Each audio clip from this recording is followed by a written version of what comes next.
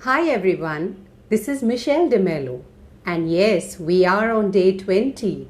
We are almost on the completion of this beautiful journey, just having 8 days to go.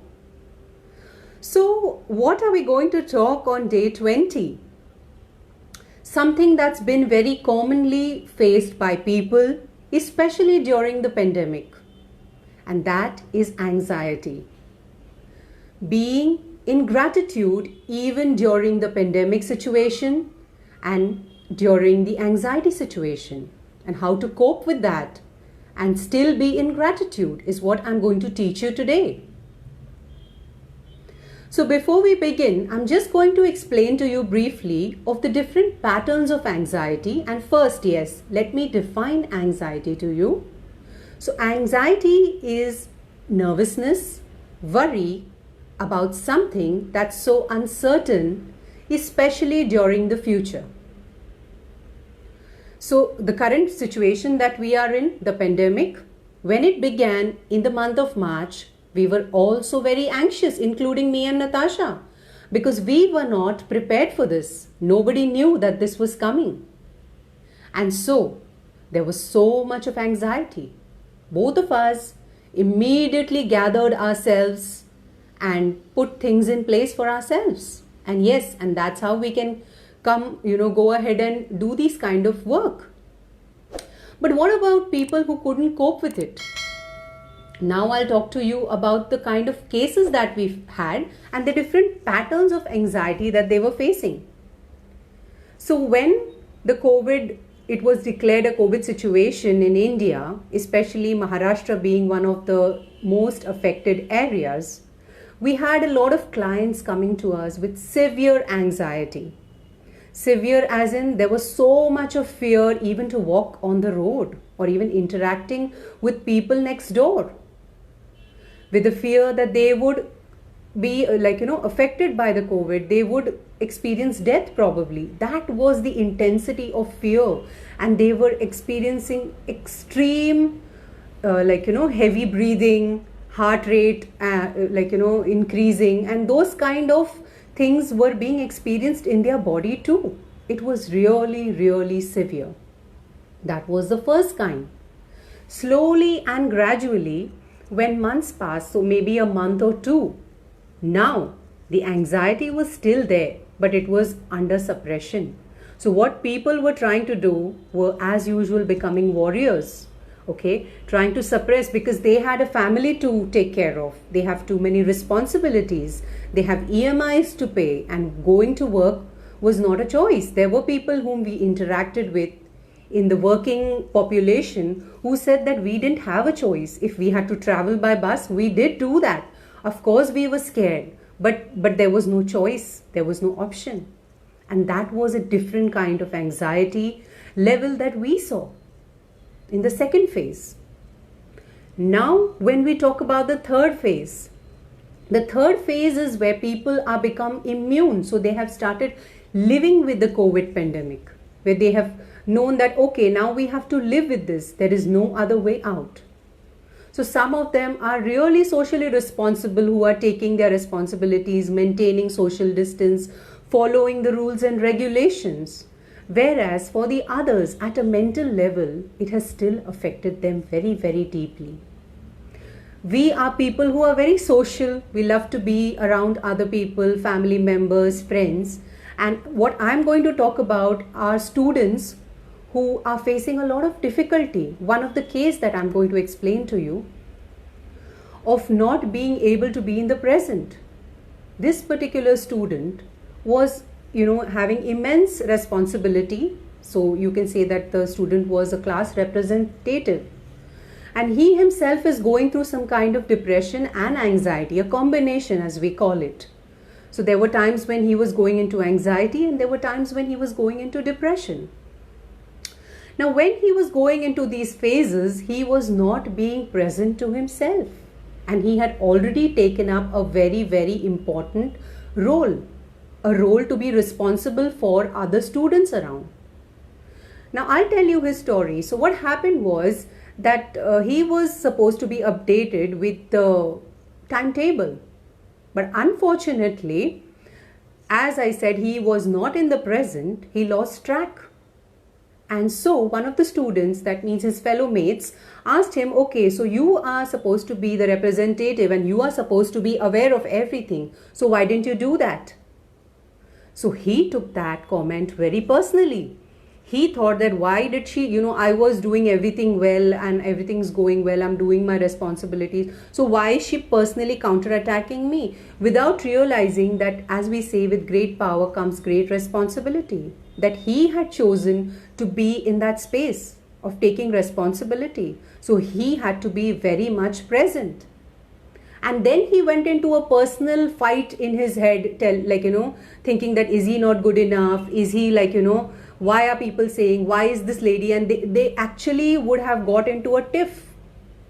So he asked me, ma'am, what do I do in such a situation? So I told him, yes, I understand this completely, but first and foremost, you need to step back and analyze what is your role. What did you, agree to do, even amidst all this chaos that's happening? So you are generally a natural leader and you chose to take up this role. So now with that, you have to handle the anxieties, which is very different if you say before the pandemic, these kind of anxieties didn't exist among people. But now it's become common. So you will have to first balance your own self. You will have to be in the present. You will have to listen carefully and not take those comments personally. So then he realized that, oh my God, what if, I would have gone ahead, there would have been a fight between the two of them, trying to prove that he is right and she is wrong, and she would try to prove that you are wrong and I am right, and they would land nowhere. It would just be a big mess. So this can happen, this kind of a scenario can happen to anybody. It can happen in a home setting. It can happen in a work setting. It can happen absolutely anywhere. So people, there's one thing I would like to tell you for today is, first and foremost, you will have to learn to be in the present, because the point of power is in the present. I'm going to do a little exercise with you, which you can practice about being in the present. So, first thing that you're going to do is, when you wake up in the morning, now we have so many tools we have given you, both Natasha and I, of doing things when you wake up, and we have received a lot of gratitude from all of you, that they are really grateful, saying that the kind of tips that we have given, they have started using it and things are shifting for them. So now this is one of the additional tips of waking up in the morning and being in the present. So when you wake up in the morning, just sit down wherever you are and focus on your breath first, because coming back to your body is the only way you can drop your anxieties. So just focus on your breath. So right now also you can do wherever you are, just sit down and just take a deep breath in. And as you breathe in, take in all the goodness that the universe has to offer you. And as you breathe out, give out all the stress and strain. You can breathe with your mouth open. Breathe in through your nose. It's called the Ha breath. And you can breathe out through your mouth. Breathe in through your nose. And breathe out through your mouth. Do it, say, about 3 to 4 times. And when you now have gathered yourself completely, think of 5 things that you can see around you that you can be grateful for. So it could be your child sleeping just next to you deeply, and that scene is so beautiful. Or it could be your pet who is there next to you, and just looking at her or him for a second and being grateful. Maybe looking around outside the window and seeing the beautiful birds fly and being so grateful for this new day. Or it could be the beautiful sky that holds all of us and just being grateful for that. So think of 5 things that you can see Now, think of 4 things at that moment that you can hear and you are grateful for. So the birds chirping around you could be one thing you are grateful for. And similarly, you can look for another 3 things that you are grateful for that you can hear.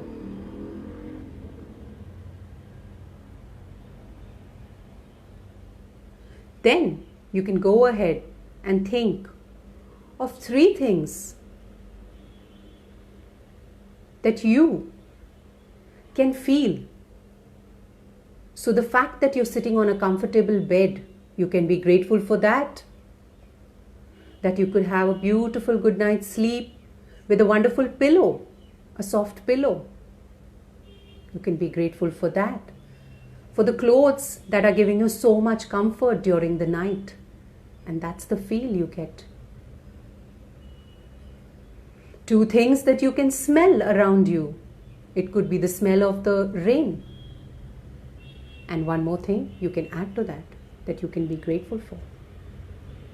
1 thing that you can taste at that moment.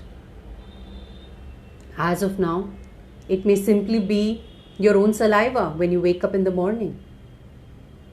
But the fact that you can taste, just simply for that, you can be grateful. When you do this exercise of your 5 senses, it will immediately bring you into the present moment. And when you are in the present moment, there's nothing that you can miss. There's nothing that you have to assume in your head. There's no story that you need to cook up. There's no fight that you need to take up. There's nothing that can obstruct you. So do this exercise regularly. Bring yourself into the present. So whenever you notice that your thoughts are going into the anxiety level, that means you're already starting to think, okay, now what do I do from here? And then what do I do next? Okay, now I have to cook. Okay, now then next I have to take care of my child's books. Or, third thing is what is her schedule? 4th thing is, okay, now what is my husband doing? And what is my mother-in-law doing? So if these kind of thoughts are repeatedly coming, I'm just giving you an example. Immediately sit down. I have told you to do it in the morning, but even in that moment, you can just sit down and do this exercise of the 5 senses and bring yourself back immediately. It is very, very effective. And though it requires practice, with practice, you will learn to be in the present. As we say, आने वाला पल जाने वाला है, हो सके तो इसमें जिंदगी बिता दो, ये पल कभी भी नहीं आने वाला है. So that is what my message for you today is, to be in the present. Yes, and today being a very special occasion for all of you. So, with the blessings of Lord Ganesha, I'm sure you all will be able to overcome your anxiety and practice this exercise of being in the present and clear all the obstacles that are coming your way with his blessings, and have a wonderful Ganesh Chaturthi. Here's blessings of abundance, happiness, joy, and free of everything, all the negativity around you, and welcoming all the positivity. Lots of love to all of you on this beautiful day. Here's Michelle de Mello signing off from Universe. Thank you.